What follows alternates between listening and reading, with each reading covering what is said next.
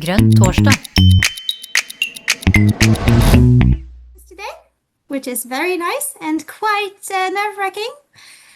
We're very happy to have you with us today for this important conversation on why women's political participation, especially by minority women, is essential for fair representation and strong democracies. This webinar is a joint effort between the Green Women's Network and the Green Party of Lebanon. This is our fourth webinar within a longer collaboration project between the two parties.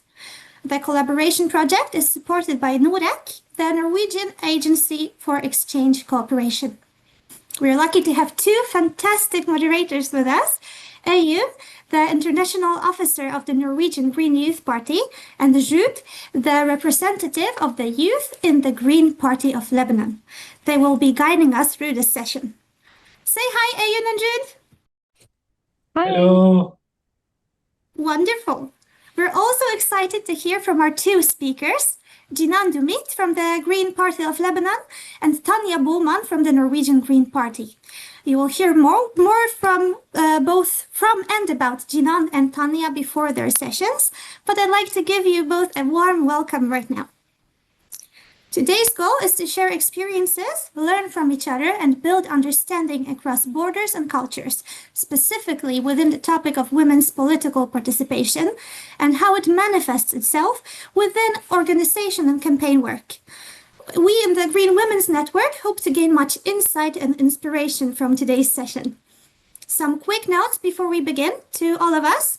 Please keep your mics muted when you're not speaking. Feel free to use the chat if you have any questions or comments during the sessions. There will be discussions after each point. And let's also be mindful of time so that everyone gets a chance to contribute. And before we begin, I would also like to extend my gratitude to the Green Party of Lebanon for taking the time to participate in our webinar today, despite the recent Israeli attacks in Nabatea, Maruna, and Kunin. We hope no more lives will have to be lost in this violent conflict. Thanks again for everyone for being here. And now I will hand it over to Eyun and Jude to get us started. There you go. Thank you so much, Anna, for this beautiful introduction. So my name is Jude, and welcome to the session one. First of all, it's a pleasure to open our first session by welcoming Jinane Doumit Nader. She brings over 16 years of experience in program development and holds a bachelor's degree in international business management, along with the certification in conflict transformation from the Summer Peacebuilding Institute in Eastern Mennonite University in Virginia. Her work spans the humanitarian, peacebuilding, and development sectors. She serves on the executive board of the Green Party of Lebanon, and also is a member of the Women's Peacebuilding Network and the Forum for Memory and Future in Lebanon. Jinane has represented Lebanon in international conferences and workshops, including the Women and Public Policy Program in the US and the Women to Women workshop at the International Center for Democratic Transition in Budapest. So, Jinane, thank you for being with us tonight, and the floor is yours. Hello, everyone. First, I would like to thank you, actually, Jude and everyone, for hosting me today. And also, I would like to thank a special thank you for my colleague Fadil Jaman, who for the great support and collaboration in the preparations for today. So, discussing women's political participation in Lebanon today is essential because we are at a critical juncture where the country is grappling with economic collapse, institutional paralysis, and social inequality. So yet, despite forming more than half of the population and participated as well in the war, along with political parties during the war, in the war and during the peace also, Lebanese women continue to be excluded from decision-making spaces and peace-building processes. Elevating women's voices is not just a matter of representation. It is about reshaping policy priorities, rebuilding public trust, and creating a more just and sustainable society. So, with growing international momentum for gender equality and the visible leadership of Lebanese women, especially in the latter protest movements, humanitarian efforts also, and environmental advocacy, now is the time to translate that presence into formal power. All right. Thank you, Jinane. So, can you walk us through the current state of women's political and economic participation in Lebanon? Sure, but we have to go through the general situation of Lebanon, women in Lebanon that might affect directly or indirectly their political representation. So women make up approximately, as we mentioned before, 51% of Lebanon total population. And according to World Economic Forum, Lebanon ranks 136 out of 153 countries in the GGG index, Global Gender Gap Index, in 2025, and the 8th in the MENA region. So talking about their legal and civil rights, Lebanese women cannot pass their nationality to their children or non-Lebanese spouses. So they are not granted equal citizenship rights. Access to justice is limited by complex legal procedures, financial costs, gender bias also in the judiciary, and lack of legal aid. There is no comprehensive and discrimination law addressing gender bias in employment, education, or public life even. We have 15 different sex-based personal status laws that govern marriage, divorce, custody, inheritance, etc. Also, these personal status laws are patriarchal and discriminatory, allowing men to divorce easily while women face legal hurdles. There is also violence against women. 1 in 4 Lebanese women reporting having experienced physical violence. We are talking only about physical violence, but by their partner. And also, in 2014, Lebanon passed the law on protection of women and family members from domestic violence, but enforcement remains inconsistent, and many women do not have sufficient protection from violence. Talking about education. Sorry, I'm going quickly in this slide, so to have more time for other subjects to talk about. Education. Lebanese women are relatively well educated with high enrollment rates in tertiary education. 54% of university students in Lebanon are female, but also curricula rarely include gender education. School environments can still reflect patriarchal attitudes that normalize gender roles. And also, despite education being a potential equalizer, unequal social norms continue to inhibit women's full use of their academic qualifications in shaping public and professional life. So also, let's talk about social and cultural barriers. Traditional gender roles and societal expectations remain a significant barrier to women's full participation in public life. Many women face pressures related to family responsibilities, cultural norms, and religious practices, which often hinder their career advancement or political engagement. Economically, a 2019 UN Women's Study found that 57% of women face challenges accessing economic resources and achieving financial independence. So labor force participation for women is only 23.5% compared to 70% of men. Women earn 30% less than men for similar work, highlighting a persistent gender pay gap. So therefore, female entrepreneurship is growing in Lebanon, but remains limited by lack of capital, market access, and bureaucratic hurdles. Here we have lots of initiatives in Lebanon, like Suq al-Tayyib, Women on Boards 2025, and many others who are supporting women to have market access and in their entrepreneurship work. But also, many women are employed in informal, low-paid sectors like education, caregiving, and agriculture. Political participation of women. So, despite being over half of the population, women remain severely underrepresented in politics. In 2022 parliamentary elections, only 8 women were elected among the 128-member parliament, representing about 6% only of the seats. Women's representation in local municipal councils has historically been very limited, with only about 5% of municipal seats held by women as of the last full municipal cycle. However, in 2025 municipal elections marked a modest but meaningful improvement, with women winning approximately 10% of the elected municipal council positions nationwide. This rise can be attributed to increased efforts by women's organizations, advocacy coalitions, and gender-focused electoral support programs, some backed by international donors that aim to boost female political engagement and candidacy. So despite this progress, structural challenges such as sectarian quotas, male-dominated party leadership, limited access to campaign financing, and cultural perceptions, and many others continue to hinder till now women's full participation at both national and local levels. So, Jude, next slide, please.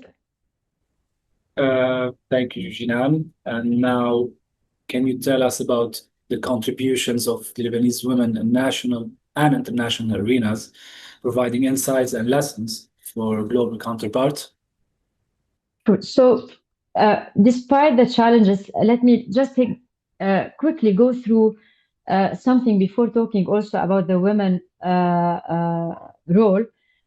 Lebanese women have a long history of activism since 1920. For example, in 1952, we have to go through them to see how it improves with time. It improved with time. So Lebanese women won the right to vote and run for office, marking a significant milestone, reaching to the October 2019 revolution, where Lebanese women were at the forefront of protests against government corruption and economic mismanagement. So women took to the streets alongside men, demanding systemic change and equality. We will not go through all the stages. If after we have time and we have questions about them, we can go through them. So Lebanese women have been, as we said, at the forefront. So we have to name a few of them. Their involvement ranges from mediating local conflicts to leading humanitarian responses during crisis. As individuals, we have Dad Azi, for example, founder of Ashuf for Development Association. She transitioned from peace building to humanitarian actions. Her organization, led by women, exemplifies the critical role women play in crisis response. We have Ms. Leah Baroudi, founder of March Lebanon. Ms. Baroudi has dedicated her career to conflict resolution and women's role in peace. Her work in mediating conflicts in Tripoli and Beirut has been recognized internationally. Next slide also, I forgot to mention it. So, concerning the environmental leadership and climate change, we have Maya Nami, director of Lebanese Deforestation Initiative, have been instrumental also in conserving and expanding Lebanon forest. Her leadership challenges traditional gender roles in forestry and emphasizes community-based approaches. We have Muna Fawaz, a professor at AUB, American University of Beirut, co-founder also of Beirut Urban Lab, focusing on sustainable urban development and advocating for policies that address environmental challenges in urban settings. Economically, in the economic empowerment and industrial participation, we have Aya Maalem, co-founded All Girls Code, a non-for-profit initiative aiming to provide Lebanese female women with coding experience and hands-on STEM exposure. We have Hayat Mershat, a feminist journalist and activist who co-founded the non-profit collective Female, focusing on gender equality and women's rights in Lebanon. Others also who participated in legislative reforms and policy advocacy. We have Najat Aoun Saliba, an environmental chemist and professor who was elected to the Lebanese parliament in 2022. So her transition from academia to politics underscores the increasing involvement of women in legislative processes. Mary Han, an expert on girls' education and women's empowerment, has worked in over 40 countries. As co-chair of the UN Girls' Education Initiative, she has been instrumental in shaping global educational policies. We have other organizations such as the Lebanese League for Women in Business, LLWB, who has partnered with international organizations to promote women's leadership, notably through the Women's on Board 2025 initiative, aiming for 30% female representation on corporate boards. So, we have also, concerning international organizations and platforms, I'll go through them quickly also. We have lots of international organizations like UN Women, UNDP. Also, we have International Federation for Human Rights, who had a great role in Lebanon. supporting women. We have Euromed, Feminist Initiative, International Alert. So, for example, UNDP and UN Women, in collaboration with the government of Canada and Lebanese American University, they launched the Women in Leadership Project in October 2023. We can name also Kevina Telkevina Foundation, who has supported women's rights in Lebanon. And also UN Women created Women's Peace Building Network in Lebanon, and I'm member of this network, WPNL. WPNL, for example, brings together women peace builders committed to inclusive and sustainable peace in Lebanon. The network aims to amplify women's contributions to peace building while strengthening members' leadership and participation through learning, exchange of expertise, and networking. And this network was a great support for women who run for elections this year, municipal elections. Okay, so we have lots of other international organizations, so let's stick to this. And next slide, yeah, Jude. Right, thank you so much, Jinane. And now, if you can tell us, how is the Green Party of Lebanon, JPL, modeling internal and external gender equality and leading by example? Okay, so GPL has been actively involved in advancing women's role both nationally and internationally, particularly in the realms of environmental advocacy, political participation, and sustainable development. The Green Party of Lebanon demonstrates a firm commitment to gender equality and inclusive governance, especially through its internal leadership structure. We have women represent 50% of the political board, 50% of the executive board, 50% of the governmental body. This balanced representation not only reflects the party's values of equity and democratic participation, but also sets a precedent for other political entities in Lebanon. They only name one person as like to complete the quota in Lebanon, showcasing the feasibility and impact of gender parity in political leadership, noting that we had Mrs. Nada Ghraib Zarour, who served as the president of the Green Party of Lebanon from 2011 to 2018.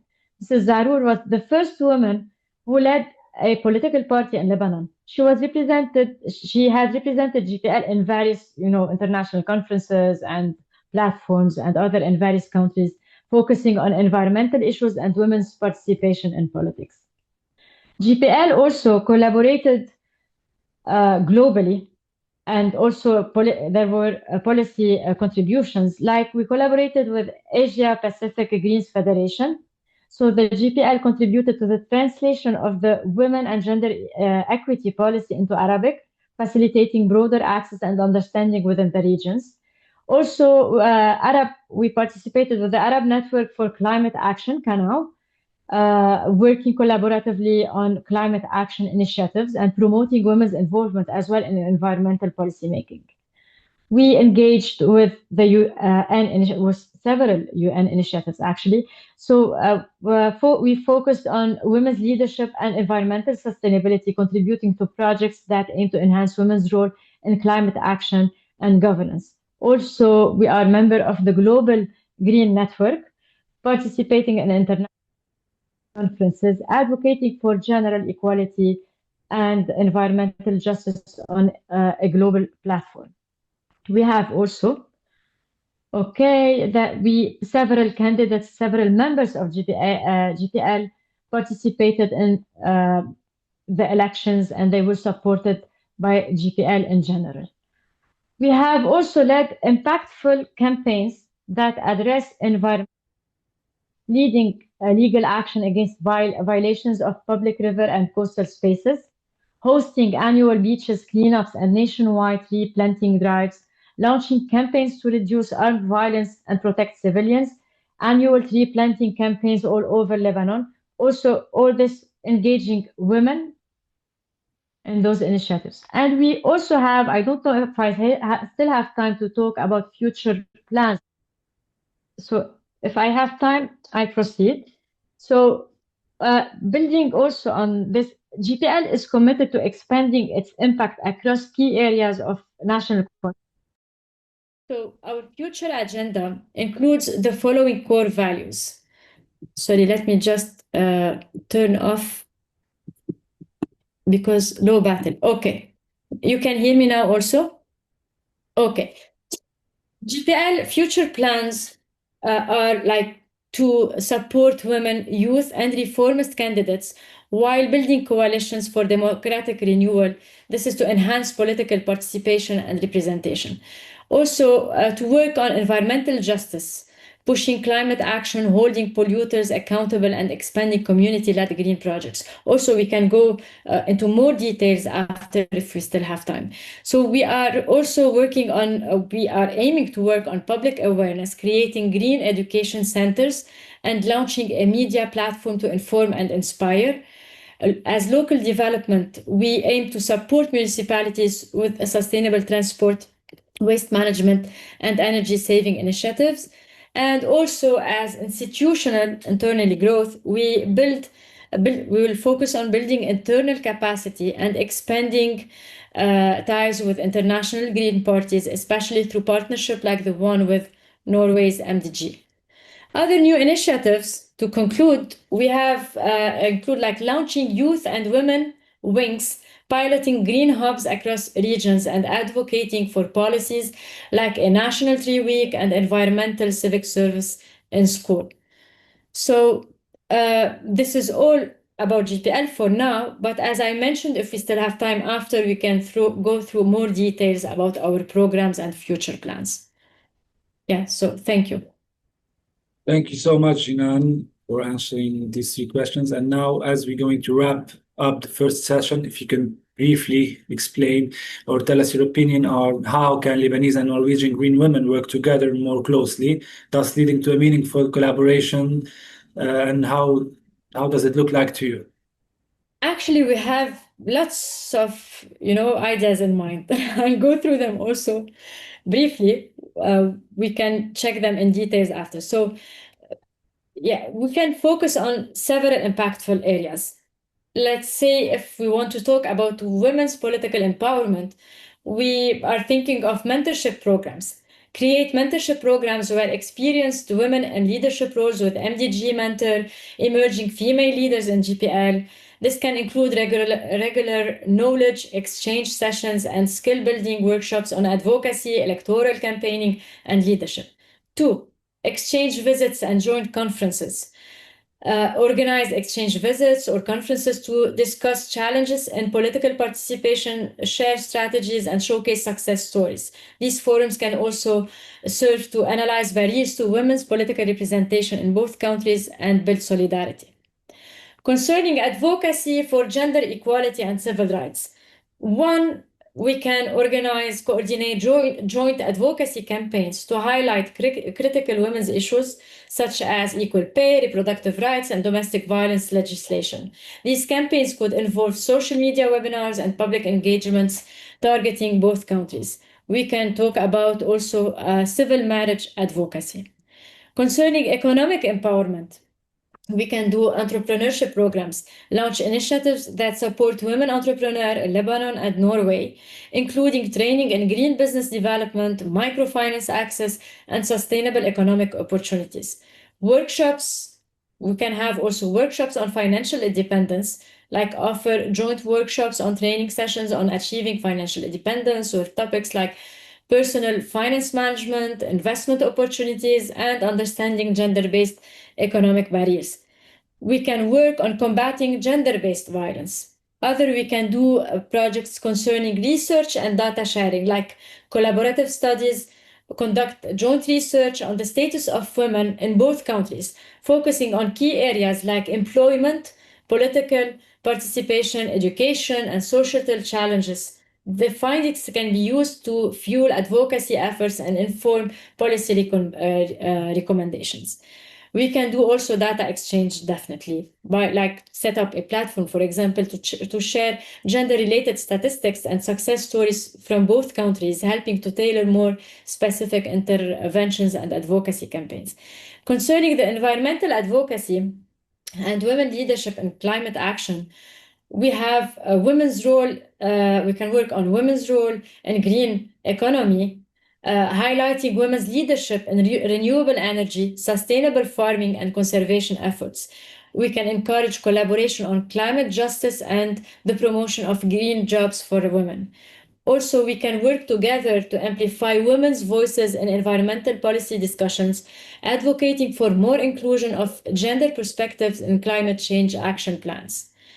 We have also, if we have time, other suggestions for webinar series, focusing also on the future collaboration between Norway and Lebanon. Okay, so we can have a webinar about women in political leadership, overcoming barriers to representation, discussing challenges women face in attaining political leadership roles in both Lebanon and Norway, share strategies for increasing women's political participation, including mentorship programs, electoral support, and public awareness campaigns, highlight success stories from both MDG and GPL, focusing on how to replicate them across borders. 2, another webinar about gender and climate action, women leading the green transition. So we can explore the intersection of gender and environmental policy, emphasizing how women can lead the transition to sustainable practices. We can discuss the role of women in green industries, renewable energy, and environmental activism. 3, we can address gender-based violence, legal frameworks, and advocacy in Lebanon and Norway. So concerning the gender-based violence, I'm like going quickly on this section always. It depends if we have interest or not to detail it after. We can also work on civil marriage and women rights, a path to secularism and equality. 5, we can have a webinar about women's economic empowerment, achieving financial independence, to focus on strategies to empower women economically, particularly in challenging environments. We can have a webinar building a green feminist movement, aligning women's and environmental advocacy. We can discuss the role of feminism within green political movements in both countries, Lebanon and Norway. We can do about engaging youth in gender equality and environmental advocacy. Another webinar can be about cooperating for policy change, women advocating for gender equality in politics. So we can review successful policy changes that have advanced gender equality in Lebanon and Norway. We can explore how women from both parties can collaborate on advocacy efforts for policy reform, particularly in areas of political representation and legal rights. Also, we can identify opportunities for joint advocacy campaigns targeting regional and international bodies as well. This is all. And at the end, I would like to say that women's leadership in Lebanon and the region is not only a right, and a quota, but necessary force for transforming fragile systems into inclusive, resilient, and sustainable society. Thank you. Thank you very much, Jinane, for your inspiring insights and powerful contributions. So that wraps up our first session, and now we will continue with our second speaker, introduced by Oyen. Thank you. Well, I'm very happy to introduce the next speaker, Tanja Boman. Tanja is currently an administrative worker in public service in the county of Sandefjord. Her engagement in the Norwegian Green Party has been visible in many areas, living the word intersectional to its fullest. The last 3 years, she has been a board member of the Women's March Committee in Tønsberg. She's a member of the Women's Network of MDG, as well as the International Committee, where she has done amazing work with making the politics of the Green Party accessible in other languages, and also easier Norwegian language. Since 2020, she has been the project leader and coordinator at Afro-Norsk Excellence, which highlights people with African descent in Norwegian public life. And for her recent election as the deputy chair of the Minority Network in MDG, Tanja should be highlighted by Afro-Norwegian Excellence as well, because she has roots from Cameroon. After the presentation, it will be open for questions. But to start off, Tanja's part, I will have a question prepared. So someone can open her presentation. Which examples of organizational building do we have in Norway that you want to highlight, Tanja? Oh, hi everyone. First most, I would like to say Hello, everyone. It's a pleasure to be here. And when it comes to in Norway, we have seen a number of initiatives that are reshaping who speaks, who leads, and who feels ownership of civic life. Here are three that I ever been a part of or have learned a lot from. The Green Minority Network. We are an affiliate in the Green Norwegian Party, created by and for minorities who care about social justice and environmental issues. We are a political and democratic platform that amplifies voices of what you call the global majority in policymaking. We believe that the groups that are often affected by environmental degradation and the least represented in politics and decision making. Climate justice is social justice. And politics must be intersectional, rooted in anti-racism, equity, and inclusion, or it will fall short of true justice. And we also have in Norway Minotank. It is what you call a minority think tank. Minotank works through strengthening minority voices in public debate, through writing workshops, policy discussion, and mentoring. Their mission is not to just represent identity, but to develop and defend ideas. This is a space where knowledge is produced by those who live at the intersection of multiple experience, and that is valuable knowledge. And then we have Agenda X, which is a youth program at the Norwegian Anti-Racism Center. Agenda X uses art, media, and creativity expression to build political consciousness among young people from minority backgrounds. Through music, photography, podcasting, and spoken word, they help youth to find their voice and to use it. A summarization of this, what have those three spaces in common?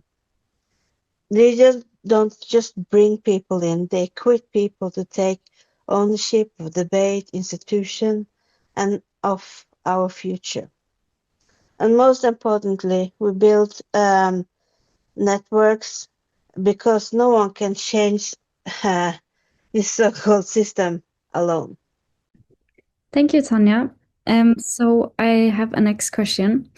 Who are some role models in Norwegian context? Do you have some female politicians that, through the times, that you want to introduce to us?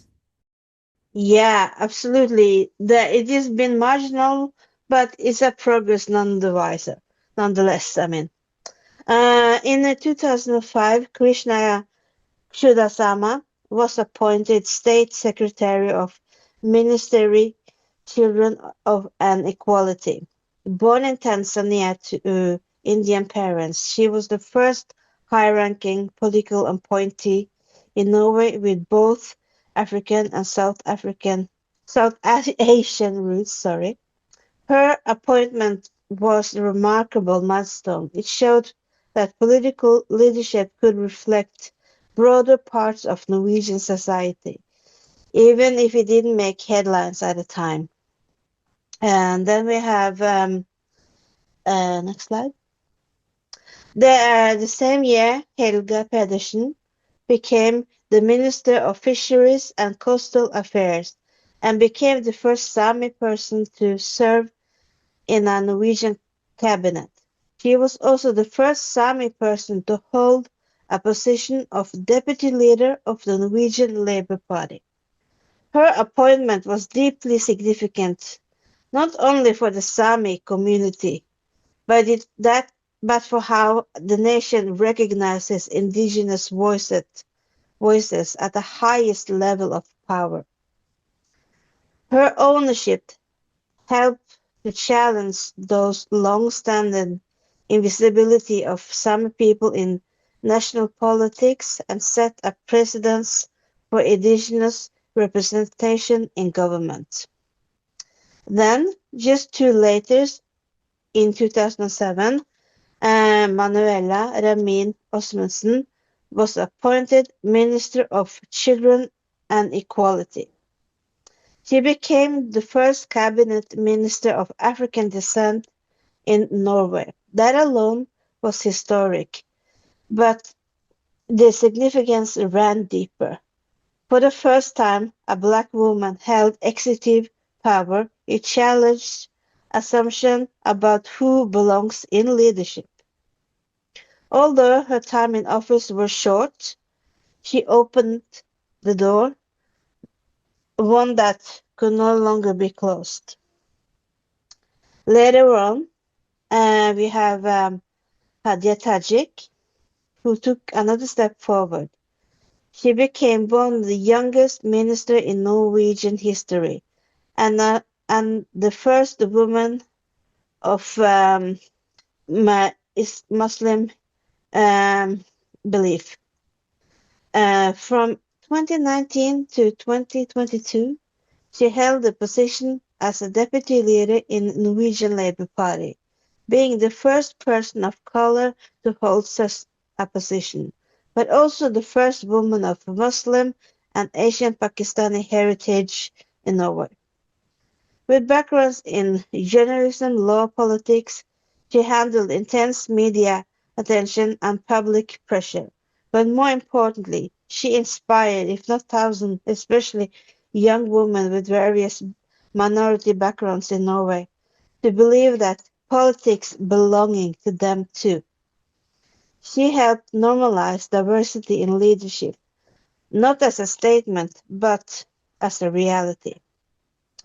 Then later on, in 2021, you had Marianne Hussein, who was elected to parliament, the first one of Somali descent to become a member of parliament in Norway, and the first former female refugee to do so. In 2023, she became the first Black woman to hold the position of a deputy leader in the Social Left Party. Her voice in national debates brings lived experience of marginalization, especially in health, racism, and welfare. She doesn't just speak for the marginalized, she speaks from within that experience. That matters.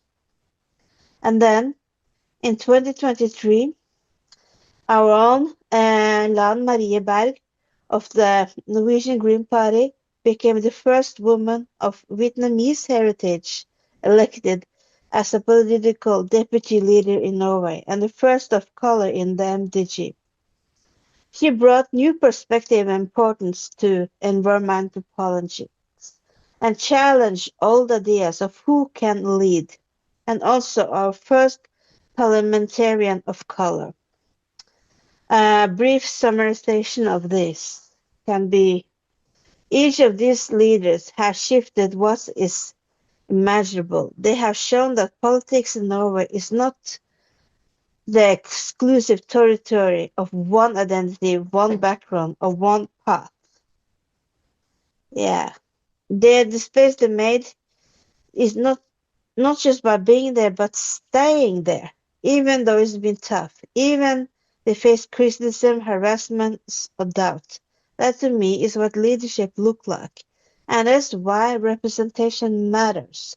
Those women have expanded the realm of political possibility. They have shown a new generation that politics belongs to them too. Wow, thank you, Tanya. Really inspiring. So what do you see needs to change for the politics to foster real inclusion of groups that today lack power and influence? Okay, next slide. Thank you for that question. In brief, we cannot build representative democracy on exceptional stories alone. We need to change the structure that hold us back. And I want to highlight 4 key areas. And also by that preface, a little bit on some of Jinane recommendations. 1, political recruitment. Many political parties still rely on so-called open calls or internal networks that exclude people who weren't already close to power. For any engagement and inclusion, one should go out and recruit, not wait. Create low barrier points like mentorship pipelines and room for leadership styles. That doesn't exactly fit the norm. We need systems that see the potential in people, not just their polished resumes. 2, hate speech and harassment. Especially in Europe, for people with non-European backgrounds, especially women, feel hesitation to enter public life of the harassments they face both in real life and online, in public and in private. Words are more than just words. It's coordinated, gendered, racialized hate, and it's silencing. States, platforms, and institutions must do more. These include legal protection, moderation system, psychological support, and most importantly, public backing. No one should choose between having the dignity or safety in order to have their own voice. Number 3, mentorship and support networks. Passion is not enough. People need tools, introductions, and backup, and something that says you belong in this room. We have to move from tokenism to long-term investment, and from inspiration to infrastructure. And number 4, media narratives. Lastly, we need the media landscape that doesn't flatten or exoticize minority networks or the global majority's own experience. Too often, the stories are told about us as extremes, either the perfect success stories or as social problems. The summarization of all this is, you could go on for longer, but what is missing is the everyday, the complex, the honest. For our voice to be ours and heard. We need to be at times our own editors, our own journalists, our own cultural workers who can tell our stories out loud. We cannot just rely on others. Without inclusivity and participation, our stories will not be told, given a broader perspective. Because storytelling begins with shaping politics too, And I will be going to closing. Next slide.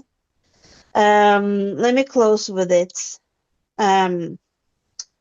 The work for better representation is not about inviting people into broken systems. It's about rebuilding the system so that they work for everyone. When we build network like this one we have here today, we build each other up. Don't be afraid to demand just visibility, namely power or impact. We together, we make democracy stronger. Thank you. Thank you, Tanya. So there will be room for some questions. And if there are no questions coming in right now, like for the presentations, we can go over to the collaboration session, and also feel free to ask questions during that part. And just to add, I think like And for anyone who prefers to not speak out loud, no problem. We've shared a Padlet link in the chat where you can post your thoughts and suggestions anonymously or just more comfortably. So feel free to use it at any point during the session. Thank you. So thank you, Ian, for the collaboration session. First of all, thank you again to our speakers. Now, this session will be the final part of our webinar, and the goal is to share simple ideas for how JK and JPL can work together in the future across countries and across movements. So, a message to the audience: if you have any ideas, feel free to write them in the Padlet or in the chat. They can be about workshops, mentorships, campaigns, or anything else you think could help women in politics. And you're also welcome to raise your hand and speak briefly if the platform allows.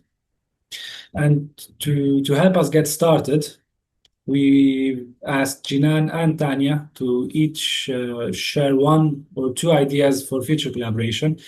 Jinane, would you like to begin?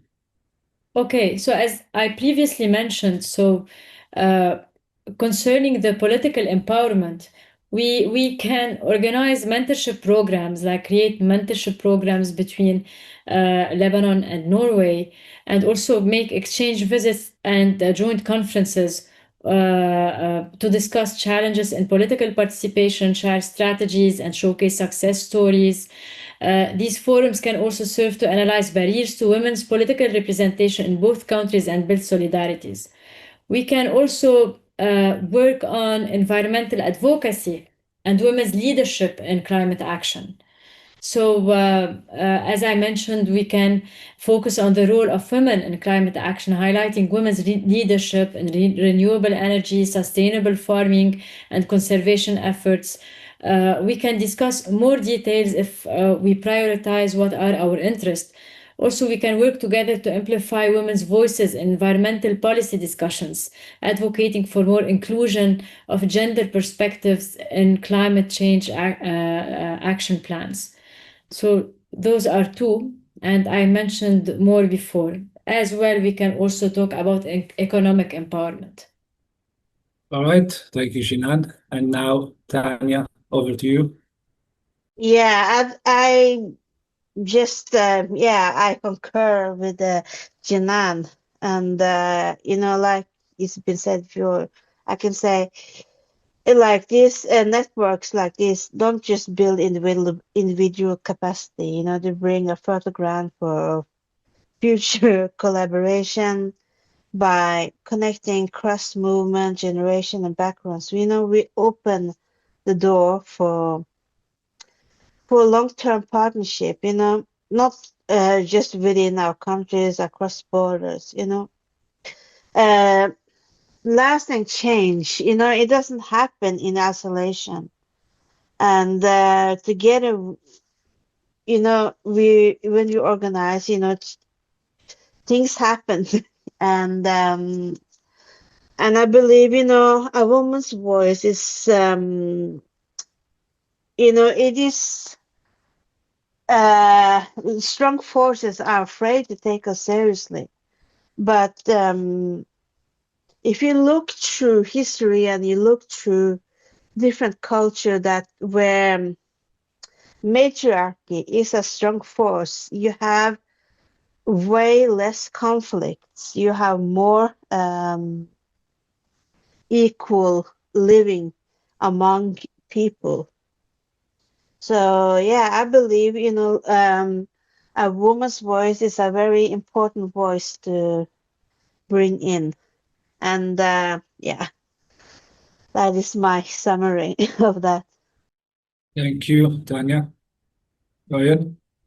Yes, well, I don't see any thing in the Padlet yet. Well, if someone writes anything in there, I can also read it out loud for it to be a part of this discussion. But also it's open to ask any questions here, and that's why I wanted to ask a follow-up question to Tanya. So I was wondering, what's been the biggest challenge in starting your own networks, like when it was in the beginning? How did it feel like? Did you have any yeah, how was it?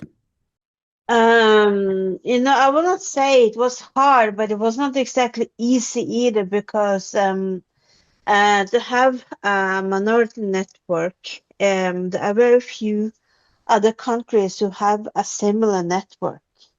To my knowledge, is only one other Green Party in Europe who has the same network. It is called the Green Global Majority Network.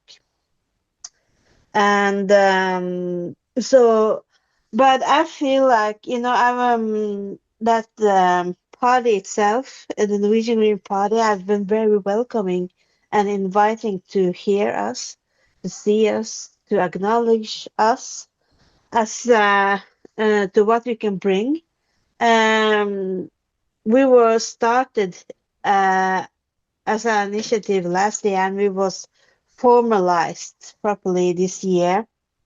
And I will say that, it's been very inspiring to meet other people, and it matters like demand, like I said, demand more than just visibility, demand to have a voice.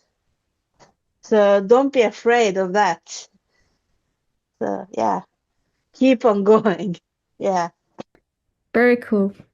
Anna, I see that you wrote a question. Do you want to read it yourself? That's fine. Okay, it's okay. I was wondering, Jinane, you said in your presentation that the Green Party has about 50% female representation in different sorts of committees, against a much lower percentage in otherwise in the country and in other political parties in Lebanon. And I really want to know what your secret is. Can you tell us some specific action or what kind of recruitment campaigns you have had? Because yeah, actually I'm newly a member at GPL, but actually because since the beginning, as we know, GPL is from the beginning, yeah, we are actively involved in advancing women's role both nationally and internationally. So this is why we were aiming for that, to have equal representation. So because we are a green party, we are aiming for sustainability, we are aiming for the sustainable goals. So at least to have equal representation in the boards and in everything.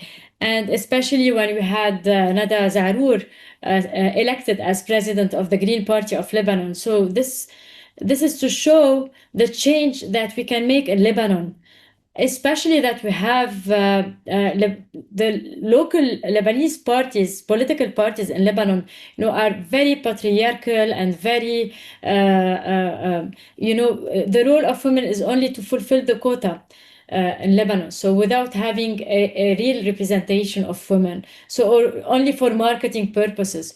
So this was on purpose to show that women can really be part of the change in Lebanon, can really have leadership positions. Also, women can lead. They can bring unique perspectives shaped by lived experience, resilience, community-centered approach. The participation of women leads to more inclusive policies, more equitable economies, and more sustainable peace. So we believe in this in GPL. Very nice. Well, I also have a question for Jinane, but it was just mentioned very briefly in your presentation. So if it's too much, you don't have to answer it.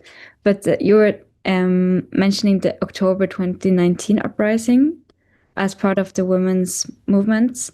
Maybe you could elaborate a bit about what happened last in the women movement, feminist movement in Lebanon. Actually, it was an amazing experience. Really, you can, I wish I could post pictures of women on the front line, and also women, it was sometimes there was violence from the government. So, but women could be on the front line. So, forefront of the protest against government corruption and everything. We really took we took the streets alongside with men, and there were also campaigns. If you remember, I don't know if you saw like Kafa doing the campaign for gender-based violence also during the revolution. We had lots of women organizations participating in the uprising revolution. The most, we can say more than 50% sometimes were women. And because we knew that if men were in front, they would the government would be more violent with them. So we were trying to save them from violence and to be on the forefront, but also, policemen didn't, or even soldiers didn't take this into consideration, that women are in the front line. So they were also attacking violently. But it was an amazing experience for us. Actually, I was also on the ground. Wow. Well, it's good to see it had an impact then. Next question from Fadi. Fadi, me. Hi, Erin. Hi, everyone. I would like to thank all of you for all the efforts done to make this webinar a success.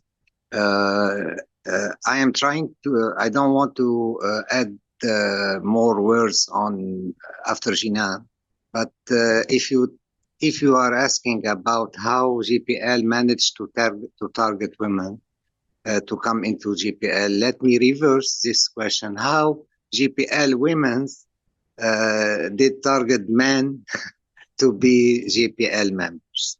By the way, women experience in GPL is so deep in a way that we get experience from her, the women, GPL women. Let me, Heiki, put some names into this, into my intervention. We have so many great names who did represent GPL in international networks. We have Shireen in the Asia Pacific, Shireen Jirpi. We have Marie-Thérèse Safe all over UN community. We have Baria Ahmar, we have Vandaramia. They are working so hard to keep GPL going on and on. So my intervention was to say that GPL women, they are driving men to be GPL members.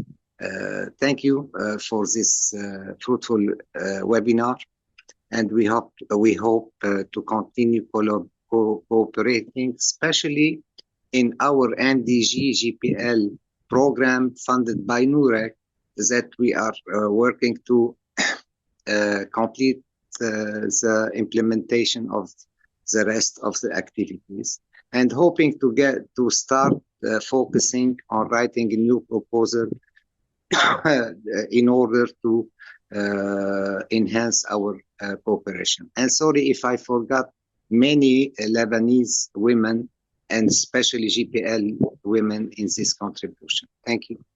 Well, thank you, Fadi. And are there anyone else that want to add something? So the title of this webinar is also Women's Political Participation, Organizations, Campaigns, and Success Stories. I think we have heard a lot of them from both Jinane and Tanya, but I think that we are a room full of people with a lot of experience. So if anyone else knows an organization that works to emphasize maybe also minority women or only minorities, feel free to share it also in the Padlet for our future work. And I can also give some time for you to think and raise hands. Well, I think it's, thank you, Suk. Hello all, I'm Suk. I'm with the Women's Network in the Green Party here in Norway. I'm based in Oslo. First of all, Fadi, it was lovely to hear your voice again. Thank you so much for last, as we say in Norwegian. It was lovely to meet you when you were here in Oslo visiting. Perhaps you already mentioned it, pardon me if you have, but I'm curious about how did it go with the elections you had in May? And also, I was wondering, how has it been with women's participation in voting in the election, in general, not necessarily just for the Green Party, but if you can shed some light on that. Thank you. Do Jinane wants to answer? Someone else? Jinane, you want to take the word? Yeah, so as I mentioned also that lately we have an increase. You have like approximately 10% of the elected municipal council positions, winning women winning 10% of the elected municipal councils in Lebanon. So this is due, we were like preparing for the elections since before the war, the latest war, 2 years before, because we were expecting every year to have municipal elections in Lebanon. There were lots of campaigns, lots of education, training for women about elections, how to participate and how to use media and how to do a program and what is the law of municipalities in Lebanon and municipal councils and everything. Lots of initiatives. I worked with lots of organizations for over two years, how to not only to become candidate or to run for elections, and even why is it important for women to vote? Very important, their voice, to be independent, to vote like they want, because in some areas in Lebanon, we need to follow the man's decision. And in some other areas, it is a family decision because one of the family members is running, so we have to vote for him. So we did lots of campaigns and so many organizations. It shows a little bit of success actually for the increase from 5% to 10%. I think looking forward for much better results in the future. And sorry, we made also one organization, I know they made a simplified version of the municipal law, municipal council rules, and how to run for elections, etc. Very simplified version that was put electronically on their website and launched with the UNDP as far as I remember. So for people to have easy access and easy knowledge about the elections. Thank you. Shireen, you want to add something or ask a question? Yes, thank you. Thank you, Jinane, for all the inputs that you've had. Maybe just one point, in addition to what Jinane also told us about the increase in the number of women representatives, I want to raise two things. First, that there were also a number of women who used to be at the municipality council. They were not able to run, and some were not did not succeed because of the new power dynamics and because since they were a woman who had their time and power, so now it's time for the male of their family to be represented. This is one. Second, because I'm also a case of a woman who was running elections and then I had to withdraw because a man was running the election from my own family. So the dynamics of the municipality is really it has to do with the socio-traditional patriarchal structures that are really marginalizing women despite all the trainings that women have underwent through the different years. But I would say there's also a gap between the training that women undergo in terms of the municipality or like running elections in general and the actual running the elections. Though it was a very short period because Mount Lebanon, the region I come from, was the first on the municipality elections as what the Prime Minister back then said. But still, like, it was a very good experience. And I think running the elections gives you exactly what it is that you need to prepare ahead of time. And it's not only about the trainings, it's about the expertise per se. Thank you. Let us prepare ourselves, Shireen, to run the next parliamentary election, as you promised. Yalla. as we promised in Norway. Well, it was nice to hear your story, Shirin, and also sad to hear that it's like that. Really. But nice to see you here and that you keep going strong. And Suk. It was wonderful to see you again, Shirin. Thank you so much. And thank you also, both of you, for enlightening my question. However, so I understand it is 10% women that have been elected in different positions in the municipalities. But how is it with female voters? Is it close to an equal that women actually participate in voting, or is there still some? Yeah, actually, I don't have exact numbers, but definitely it got better. I can provide you by tomorrow if it increased or not. But usually, women in Lebanon are obliged by the man in the family, husband or brother or father, to go and vote. And not all, in general, in rural areas, in some villages where you have family ties or so patriarchal and women don't have equal rights, so they have to go anyway to vote as per man's decision. But exactly how in percentage, how much it increased, I will check and get back to you by tomorrow. Thank you so much. And then it's not necessary to bother you with the exact numbers. Only if you. Yeah, easy, no problem. So if there are no other collaboration ideas, I wanted also to give the word to Anna, for she is in the Green Women Network in Norway. So maybe you have taken up on some of the ideas and want to summarize what you think can be some next steps for following up what we have been discussing. Yes, some people listen best by focusing. I listen best by making notes, so I'm taking some notes. And what I've gotten from this webinar today is that the political participation is women's political participation in Lebanon is multifaceted, and there are many factors that make it the participation difficult in Lebanon that we don't even think about in Norway, especially the fact that it is still a very highly patriarchal society. So even though the women are highly educated and highly willing to participate, they can be stopped by the men in their families. And I think that's tragic, and I hope that we can work together to change that. When it comes to some